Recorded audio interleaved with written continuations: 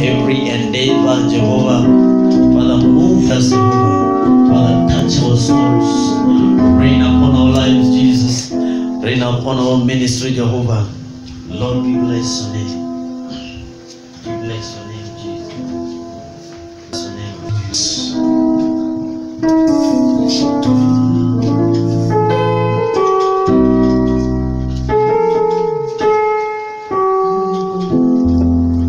Unaweza, Bwana.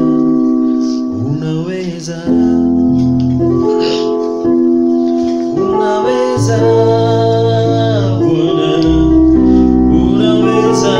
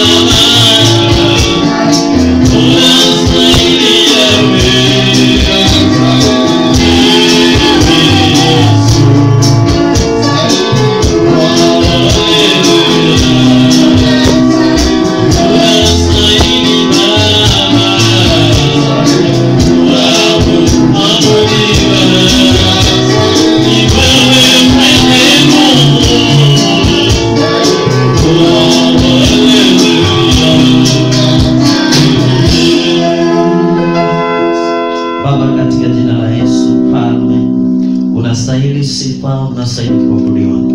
Mungu hakuna aliye kama wewe Jehova. Neema yako inatawala, wema wako Bwana unatutosha. Fadhili zako Bwana ni za milele. Mungu hakuna aliye kama wewe. Bwana, muda huu Bwana tuko mbele zako Bwana. Tunahitaji neema inayotoka kwako. Tunahitaji wema unaotoka kwako. Bwana, tunahitaji fadhili zako Bwana ziweze kutujaza. Bwana, tunahitaji neema yako iweze kushuka Mfalme. Asante Jehova, maana kuna aliye kama wewe. Na ni katika jina la Yesu Kristo na mtu aseme amen. Amen. Hallelujah. Hebrews chapter 4 from verse 12.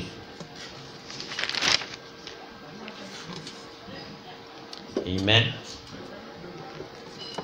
Book of Hebrews chapter 4 from verse 12. What does your Bible say? For the word of God, amen, is living and powerful. Hallelujah. And sharper than any two-edged sword, piercing even to the division and marrow, and in a discerner of thoughts and intent of the heart. Yes. Bwana Yesu asifiwe. Amen. Amen. Amen. The word of the Lord is living and powerful. Bwana Yesu asifiwe. Amen. This word of God is living and powerful, sharper than any two-edged sword, piercing even to the division of marrow, and is a discerner of thoughts and intent of the heart. Yes. The word of the Lord. Amen. Amen. The word of the Lord knows what we are thinking in our mind. He knows the intent of the heart. Praise the Lord. This word of the Lord. Bwana Yesu asifiwe. Amen. Let us read in Kiswahili.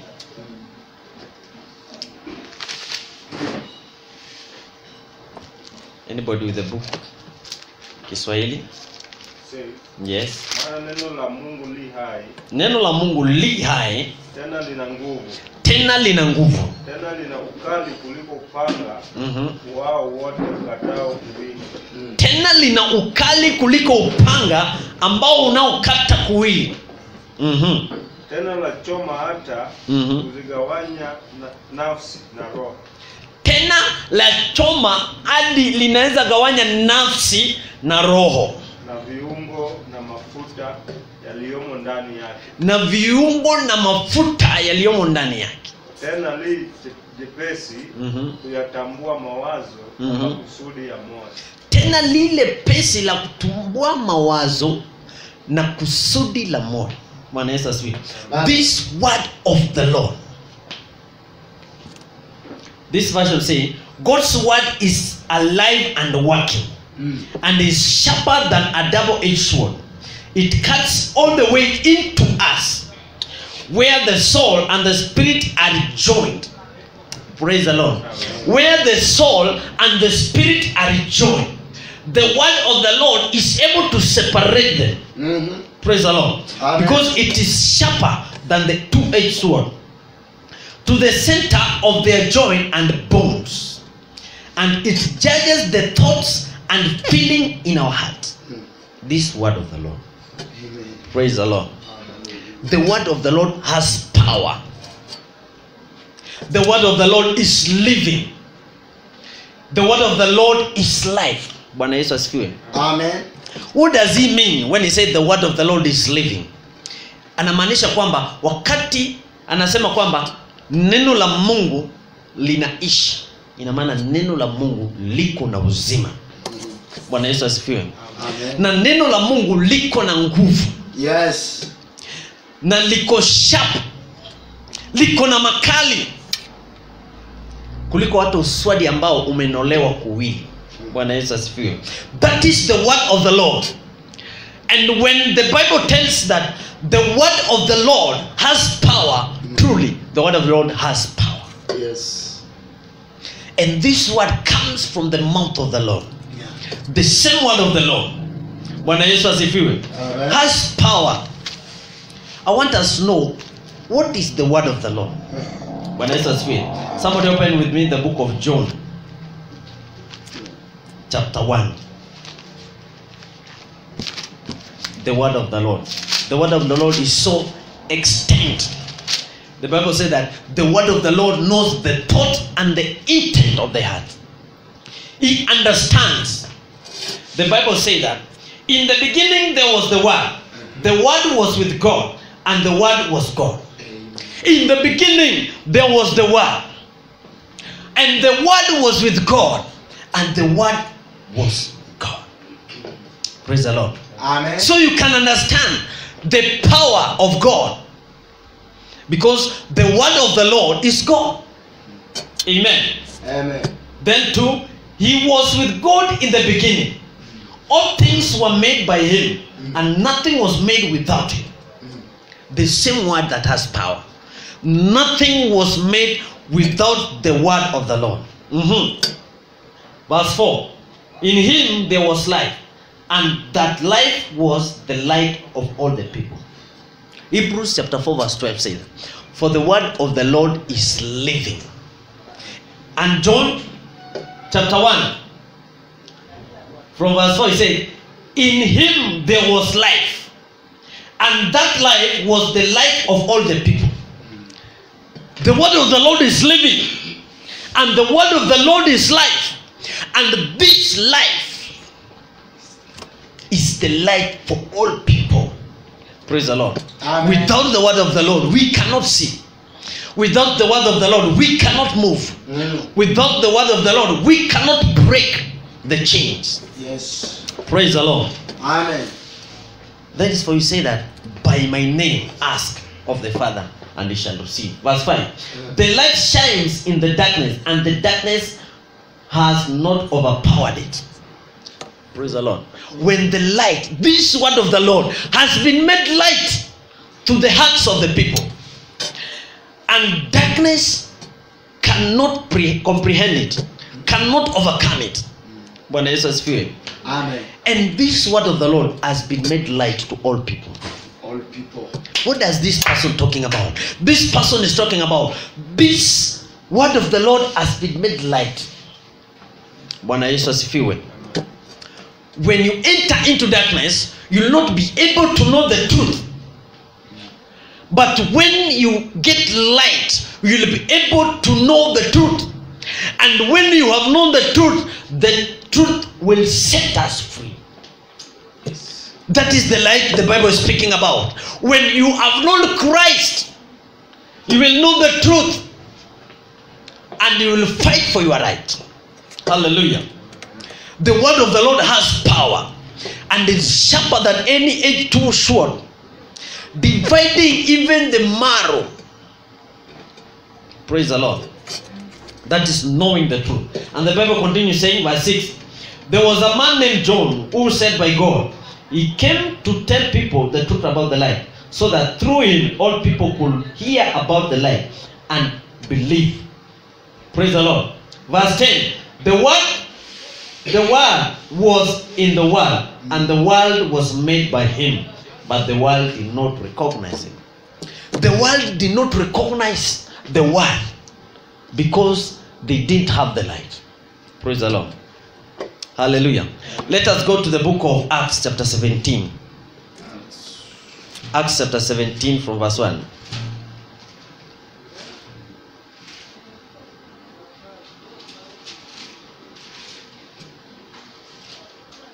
The book of Acts chapter 17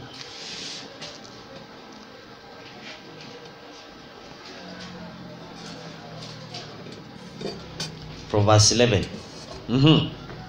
Acts chapter 17 from verse 11. The Bible says, amen. Hallelujah. Somebody can read 17:11. Watu hawa waliokuwa waungwana kuliko wale wa Thesalonike, kwa kuwa walilipokea lile neno kwa uelekevu wa moyo, wakayachunguza maandiko kila siku, waone kwamba mambo hayo ndiyo yalivyo. Basi watu wengi miongoni mwao wakaamini, na wanawake wa Kiyunani wenye cheo. Naam. Na wanaume si wachache. Lakini Wayahudi wa Thesalonike walipopata habari ya kwamba neno la Mungu linahubiriwa na Paulo hata katika Beroya, wakaenda huko nako wakawachafua na kuwafadhaisha makutano. Mara hiyo wale ndugu wakampeleka Paulo aende zake mpaka pwani. Bali Sila na Timotheo wakasalia huko. Lakini wale waliomsindikiza Paulo wakampeleka mpaka Athene. Nao wakiisha kupokea maagizo kuwapelekea Sila na Timotheo ya kwamba wasikawie kumfuata, wakaenda zao. Praise the Lord. This was after Paul and Silas have been jailed. Now they are coming to Berea. Bwana Yesu asifiwe. Na walipofika mahali pale wakanena neno la Mungu. Hili neno ambalo lilikuwa linakata. Wakati walilitamka lilikata mioyo ya washirika. Na likaingia ndani kabisa, na wengi wao wakaamini. Praise the Lord. Hallelujah. Amen. So we need to learn this word of God, because the word of the Lord is truth and it shall set us free. The word of Lord has power to convince. Bwana Yesu asifiwe. Amen. That's why the book of Psalms says that your word is a lamp to my feet and a light to my path. Bwana Yesu asifiwe. Amen. The word of the Lord is a lamp to your path. The word of the Lord ni taa kwa miguu yako, ili uweze kuona unakanyaga wapi, ili uweze kuona unatembea namna gani. The word of the Lord is a lamp to my feet and a light to my path. Bwana Yesu asifiwe. I want you to know that when God is speaking, God is totally precise. Bwana Yesu asifiwe. Wakati Mungu anaongea, Mungu anaongea akijua kila ambacho kitafanyika. Bwana Yesu asifiwe. That's why the Bible says that, and this word became light. Ndio maana Daudi anakumbuka hapa, anasema kwamba na neno la Mungu. Hebu tusome the book of Psalms 119 105.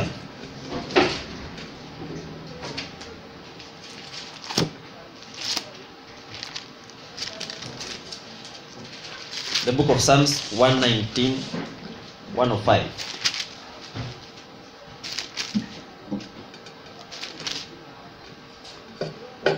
Nasema neno lako ni taa ya miguu yangu. Neno lako ni taa la miguu yangu. Na mwanga wa njia yangu. Na mwanga wa njia yangu.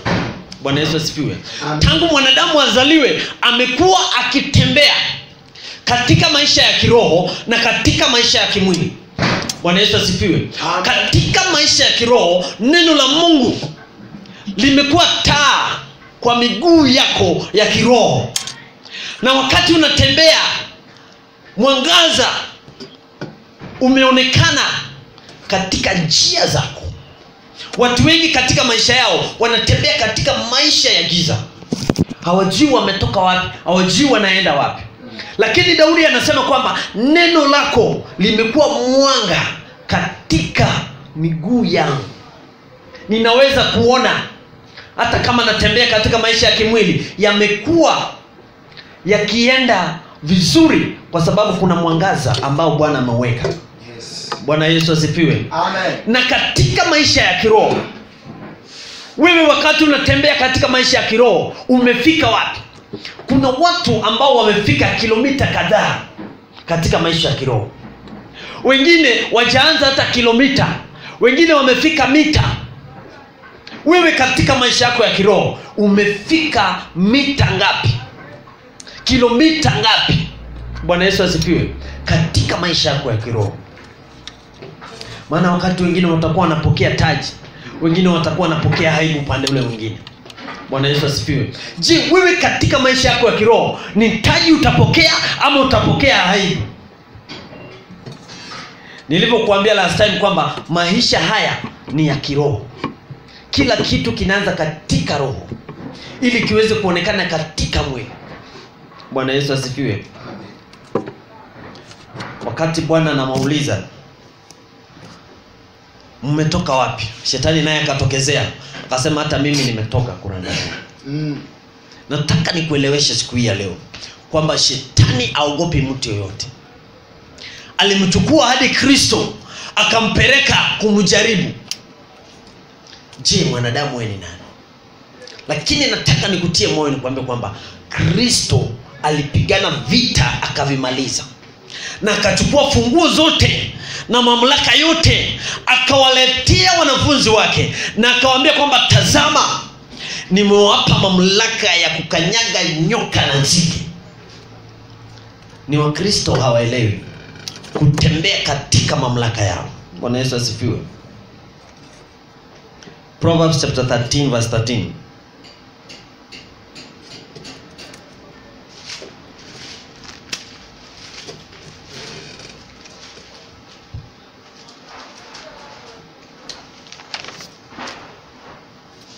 Amen. Nasema kila lidharaulie neno ukiletea uharibifu.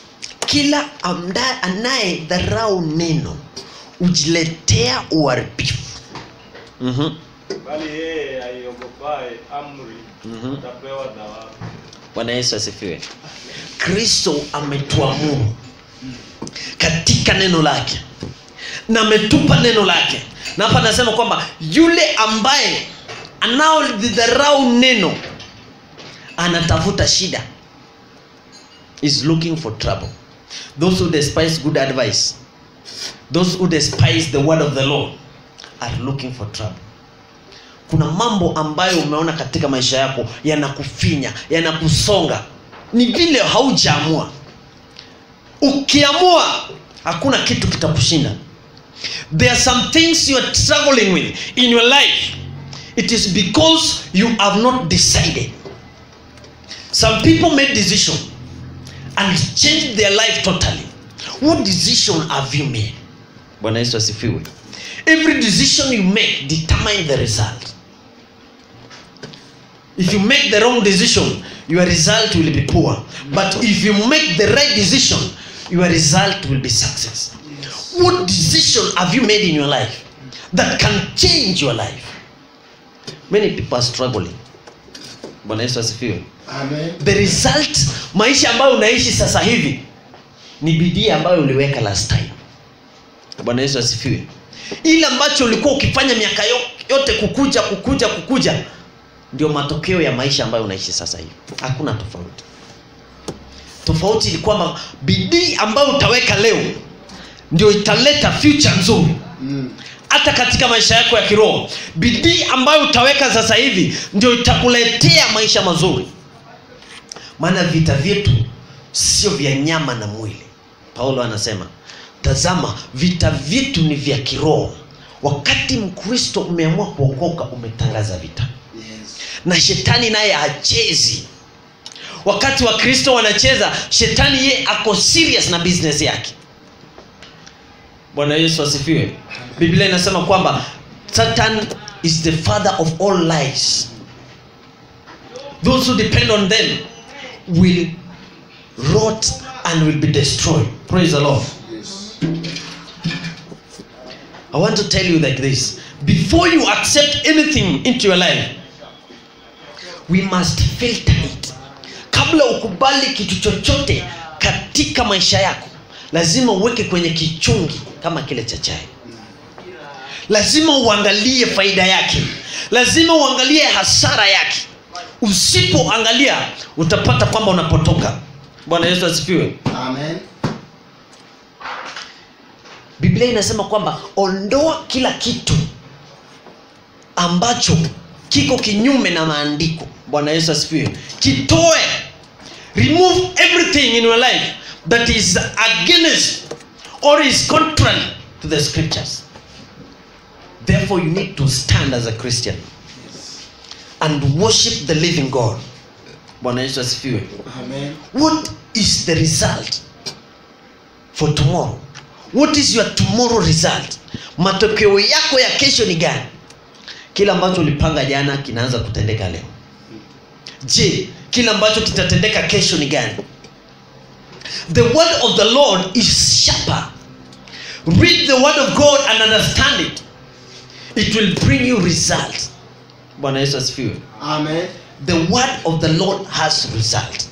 The promises of the Lord are yes and amen. And they are here. There are people who have not read the promises of the Lord. The promise of the Lord say that I will not make you the tail, but I will make you the head. It does not come in a silver plate. To be the head, you must have struggled with the word of the Lord. You must have worked hard to become the head. Kuna vitu ambavyo lazima uvifanye ili uweze kukua kichwa. Kuna bidii ambayo lazima uweke ili uweze kukua kichwa. Na Bwana anasema kwamba I will not make you the tail, but I will make you the head. But the Lord is asking for your permission to make you what you want to be. Hallelujah. Amen. The Lord needs you to come together. The Bible says like this, that come you so that you can sit down and reason together. The Lord will not force you, but he wants you to sit with him and reason with him so that he can be categorizing your decisions that you make, so that he can be telling you this is the right thing. Bwana Yesu asifiwe. The book of Revelation says that here I am at the door, niko mlangoni na ninabisha. Yule ambaye ako tayari aweze kufungua mlango, nami nitaingia, nikae pamoja naye na nile pamoja naye. Bwana Yesu asifiwe. Amen. So the word of the Lord is Christ. The word of the Lord has brought light. I want to surprise you that everything in this world is spiritual. Everything in this world is spiritual. Before you begin anything, first of all, invest in the spirit. Bwana Yesu asifiwe. Mtoto hata akienda shule, unaweza mpatia mtihani sahihi asipite, lakini akianza kusoma, ataanza kupita katika roho, na kitambo ionekane katika mwili, itakuwa tayari imefanyika katika roho. Before you succeed in the physical, you have to succeed in the spiritual. Bwana Yesu asifiwe. Everything in this world is spiritual. You have to succeed in the spiritual first before you succeed in the physical. Vita vyako jaribu kuvipiga katika roho. Vipige katika roho ndio uvianze katika mwili. Bwana Yesu asifiwe. Amen. Mambo mengi yanatendeka, lakini katika roho, ukivunja kila kitu katika roho, matokeo yanaonekana katika mwili. Bwana Yesu asifiwe. Amen. Sitaki kuchukua muda, nataka tumalizie na kitabu cha James 1:21.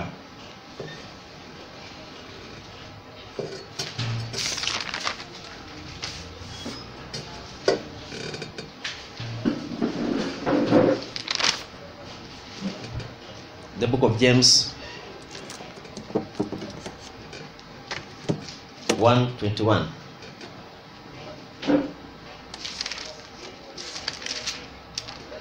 Book of James chapter 1 verse 21. Inasemaje kwa Kiswahili?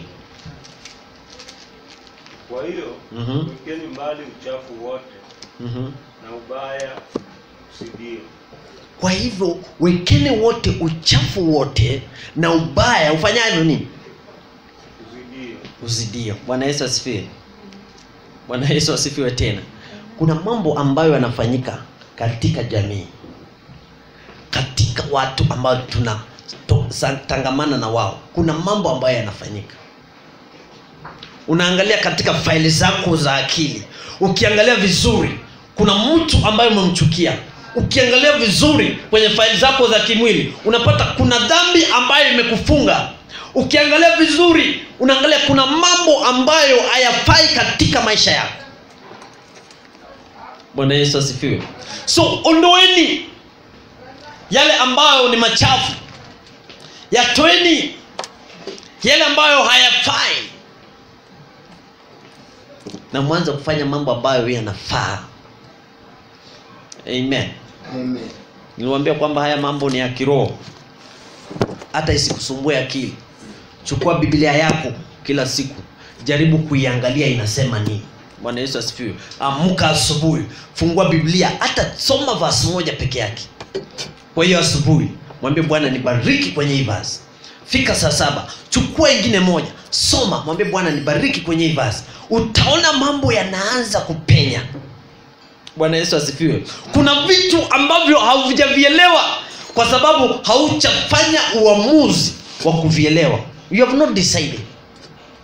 Bwana Yesu asifiwe. Ndio maana unaambiwa kwamba kuokoka ni kujiamulia. Ili wewe uokoke kama Mkristo, umetangaza vita. Na hizi vita lazima uvae silaha za vita. Bwana Yesu asifiwe. Mateso yako, changamoto ziko, lakini lazima ujue tactic ya vita. Lazima ujue method ya kutumia. Bwana Yesu asifiwe. Hallelujah. Lazima you have to know what are the secrets of fighting my own battle. Kitu cha kwanza, jielewe wewe. Ni vita gani unapitia? Elewa ni nini hii imekuwa ikikusumbua. Maana ukitumia ile formula ulitumia jana, matokeo ni yale yale. Bwana Yesu asifiwe. Ile formula ulitumia jana, ukiitumia leo, profit ni ile ile. Badilisha formula yako. Kama ulikuwa unaenda nyumbani, unafika mausiku hauombi, jaribu kutafuta nafasi.